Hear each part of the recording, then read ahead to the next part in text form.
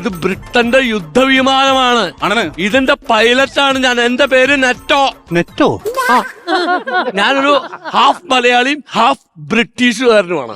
എന്റെ അച്ഛന്റെ അച്ഛൻ ബ്രിട്ടീഷുകാരനായിരുന്നു.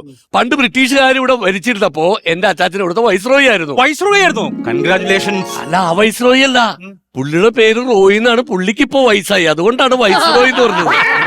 ആ, അങ്ങനെ ഉദ്ദേശിച്ചത്. മൂലമറ്റം എന്ന സ്ഥലത്ത് അവിടെ പെട്ടിക്കട നടത്തിയിരുന്ന കാർത്യായനി എന്ന് പറഞ്ഞ എന്റെ അമ്മുമ്മയെ എന്റെ അപ്പൂപ്പൻ വൈസ്രോയി കണ്ണും കൈയും കാണിച്ച് ഇവര് തമ്മിൽ വിവാഹിതരായി. ആ വിവാഹത്തിലുണ്ടായ ആദ്യത്തെ തണ്ണിയാണ് എന്റെ അച്ഛൻ സണ്ണി. ആദ്യത്തെ കണ്ണി എന്നല്ല പറയാറ് ശരിക്കും? അല്ല, ഞാൻ മനഃപൂർവ്വം തണ്ണി എന്ന് പറഞ്ഞ ഫുൾ ടൈം പുള്ളി തണ്ണിയാണ്. അപ്പൊ ഇതൊന്ന് എങ്ങനെയെങ്കിലും ഒന്ന് റെഡിയാക്കിയിട്ട് എയറിലേക്ക് വിടണം. ഏറിപ്പോയിട്ട് പിന്നെ ഏറിന്തിയാവൂലത്. എന്ത് വർത്താനം അയാൾ പറഞ്ഞത്? ഞാൻ എന്തെങ്കിലും കാണിച്ചിട്ടൊന്ന് റെഡിയാക്കണോ?